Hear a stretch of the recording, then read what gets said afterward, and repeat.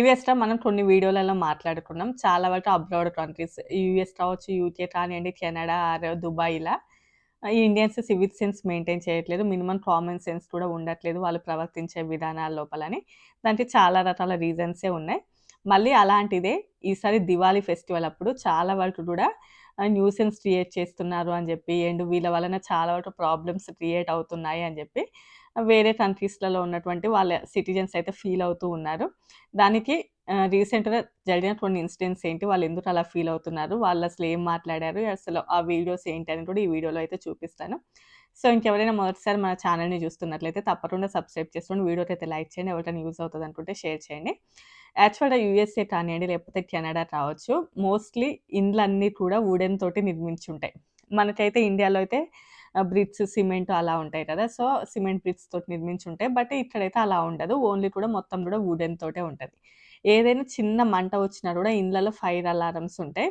అంటే చిన్న మంటకి కూడా మనకి ముందే ఇండికేషన్ ఇస్తదన్నట్లు. అంటే అంత కాంప్లికేటెడ్‌గా ఉంటాయి హౌసెస్. బట్ ఈ మధ్యలో అంటే ఈ దివాళీ ఫెస్టివల్ అప్పుడు ఒక video 3 houses and 3 vehicles burned. Look at all the damage behind me. And there were also fires. You talked about this in New Jersey. We'll talk about that in just a moment. Everybody got up at 2 o'clock in the morning and got everyone out banging on doors.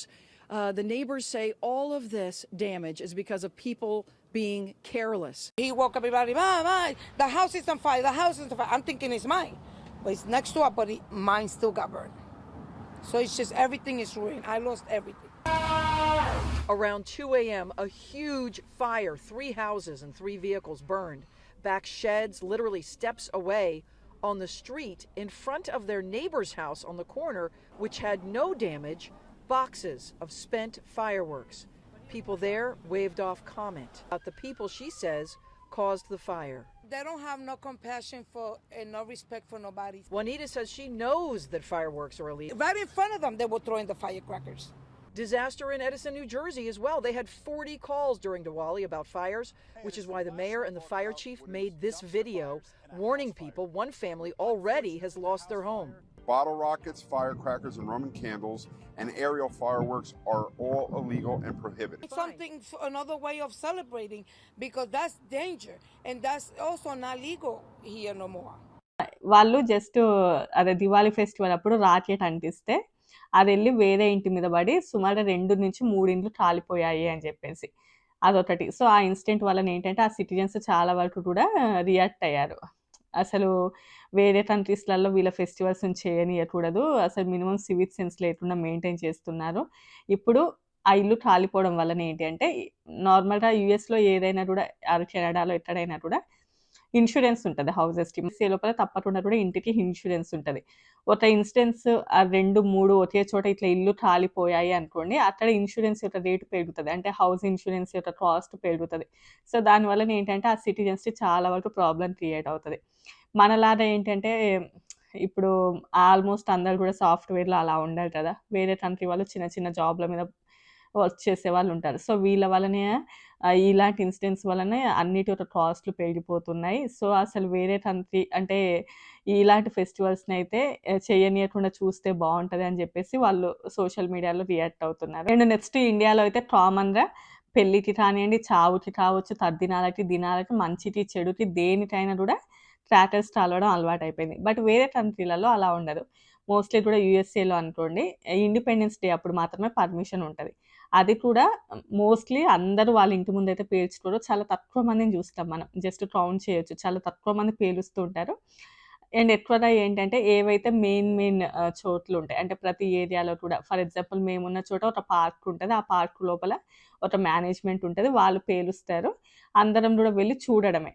అందరికి గూడా నేత్రానందమే ఉంటది గానీ ఎవరంతలో వాళ్ళు initiate తీసుకొనైతే అలాంటివైతే చేయరు.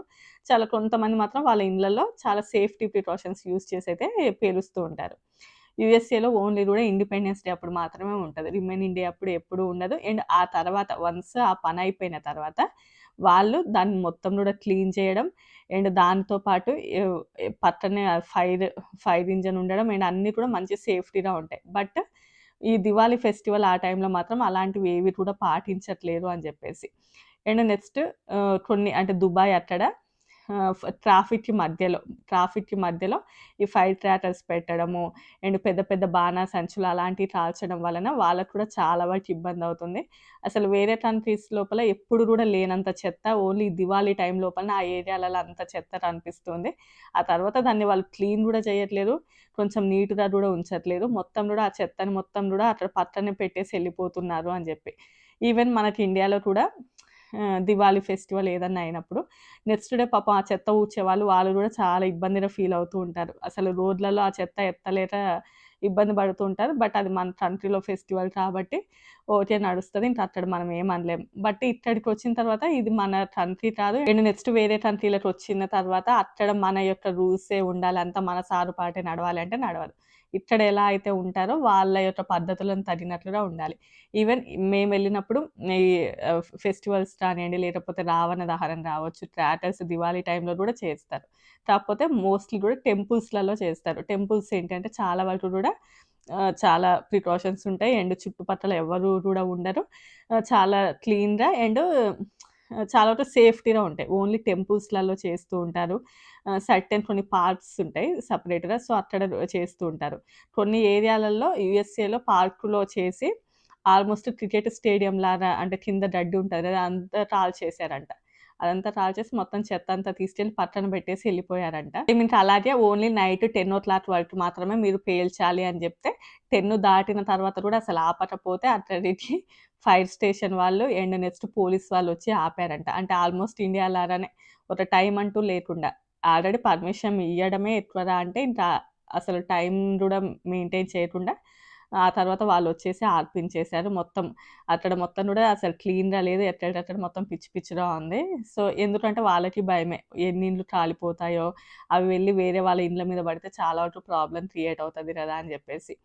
And next కొన్ని ఏరియాలలో అయితే కొన్ని కమ్యూనిటీస్ నేను ఆ ఏరియాస్ నేమ్ చెప్పను.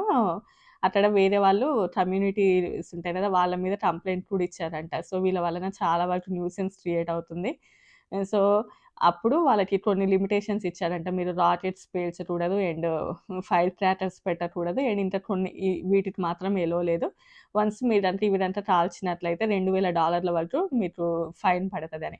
సో, మన ఇండియాలో చెప్పాలంటే సుమారు 1,70,000, 1,80,000 వరకు మీరు ఫైన్ పే చేయాల్సిందుంటది.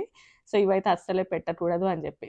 ఆల్మోస్ట్ అందరూ ఇలానే ఉంటారంట. అందరూ అలానే ఏమి ఉండరు. బట్ చాలా కొంతమంది అలా బిహేవ్ చేస్తూ ఉంటారు. బట్ ఆ కొంతమంది వలన ఏంటంటే మంచిగా ఉండే వాళ్ళకి గూడా చాలా వరకు ఇబ్బందులు క్రియేట్ అవుతాయి. అండ్ దీని వలన రేసిజం అలాంటివి కూడా ఎక్కువవుతూ ఉంటాయి. అండ్ ఇంకా కొంతమందయితే అసలు ఇది ఫెస్టివల్ కాదు పొల్యూషను. అసలు ఫెస్టివల్ లాగా లేదు ఇది. పొల్యూషన్‌ని క్రియేట్ చేసేలాగా ఉంది అని. అండ్ మన యొక్క కల్చర్ ముఖ్యమే. అండ్ మనం అన్నీ గూడా ఫాలో అవ్వాలి. బట్ అది కాస్ ఆఫ్ అంటే వేరే వాళ్ళ పీస్‌ని దెబ్బతీసేలాగైతే ఉండకూడదు అని జెప్పి. అండ్ అవన్నీ కూడా వాళ్ళ ఒపీనియన్స్. సో, పక్కన వాళ్ళ యొక్క పీస్‌ని దెబ్బతీసేలాగా ఉండొద్దు. ఒకరి యొక్క కల్చరు దీని వలన ఎక్కువగా పొల్యూషనే క్రియేట్ అవుతుంది. అసలు ఏం ఫెస్టివల్ అని. సో, ఇలాంటివైతే మనం చాలా కూడా చూస్తున్నాం. అండ్ చాలామంది దీనికైతే అపోజ్ చేస్తూ ఉన్నారు. అండ్ యూఎస్ఏలో గూడా దివాళీ అంటే ఆల్మోస్ట్ కొంతమందికి తెలుసు. అంటే కొన్ని స్టేట్స్‌కి దివాళీని పబ్లిక్ హాలిడేగా కూడా ఇచ్చారు. ట్రంప్ కూడా దీపాలు కూడా వెలిగిస్తున్నాడు. అంటే హ్యాపీ దివాళీ అని జెప్పి. సో, అంతా బానే ఉంది. అలానే ప్రతీది ఇలానే కాదు. ఫర్ ఎగ్జాంపుల్ కొంతమంది అమెరికన్స్ ఏంటంటే చూస్తే మనం ఒకవేళ మంచిగా డెకరేట్ చేసాం, మంచిగా లైట్స్ పెట్టి అంతా ఉంటే వాళ్ళు గూడా వచ్చి చూసి అప్రిషియేట్ చేస్తారు. చాలా బావుంది. ఇలా చేసుకుంటే బావుంటది అని జెప్పి. బట్ కొంతమంది ఏంటి అంటే ఇలాంటి ఈ క్రాకర్స్ వీటి వలన పక్క వాళ్ళకి సరైనటువంటి సేఫ్టీ లేకుండా ఉండడం అది ఉంటుంది. సో, ఇంకా ఇలాంటివి ఇంకా ముందు ముందు ఏవైనా ఎక్కువ ఇన్సిడెంట్స్ గనుక జరిగాయి అనుకోండి వేరే కంట్రీస్ లోపల. సో, అక్కడ గూడా ఇంకా ఈ దివాళీనైతే మనం చూడబోము. అండ్ చాలా చోట్ల ఏంటి అంటే ఈ ఫర్ ఎగ్జాంపుల్ మేమున్న చోట చేశారు. ఓన్లీ కూడా టెంపుల్ లోపల అక్కడి వరకే చాలా వరకు సేఫ్టీగా ఉంది. అండ్ చుట్టుపక్కల అయితే ఏవి కూడా ఉండదు. ఎవరు కూడా ఉండరు. ఎవరికీ కూడా డిస్టర్బెన్స్ ఉండదు. అలా కొన్ని ఏరియాస్‌లలో జరుగుతాయి. చాలా వరకు కూడా అలానే పర్మిషన్ ఇస్తారు. బట్ కొన్ని ఏరియాలలో ఓకే అని చెప్పి పర్మిషన్ ఇచ్చిన చోట మాత్రం అసలు అది ఆల్మోస్ట్ అది మొత్తం గూడా అది డస్ట్ అదంతా పడతది గదా! ఐ మీన్ మనం బాణాసంచా మొత్తం కాల్చారు. అవి గూడా అసలు క్లీన్ చేయడం లేదంట. బట్ అమెరికన్స్ ఎవరైనా ఏదైనా ఫెస్టివల్ వాళ్ళు ఏదైనా సెలబ్రేట్ చేసుకున్నారనుకోండి, అలాంటిది ఏదైనా ఉంటే డెఫినెట్‌లీ తర్వాత వాళ్ళు మొత్తం గూడా క్లీన్ చేసి ఎళ్తారు. బట్ మన వాళ్ళు మాత్రం ఎక్కడిది అక్కడే వదిలేసి జస్ట్ ఎంజాయ్ చేసి ఎళ్ళిపోతున్నారంట. ఇక ముందు నుంచి ఎన్ఆర్‌ఐస్ అయితే తప్పకుండా వేరే కంట్రీలో ఉన్నప్పుడు కొంచెం మెయింటైన్ చేస్తే బెటర్ అని జెప్పి. సో, ఇంతే అండి. ఈ వీడియో నచ్చితే లైక్ చేసి, షేర్ చేసి, సబ్స్క్రైబ్ చేసుకోండి. By by.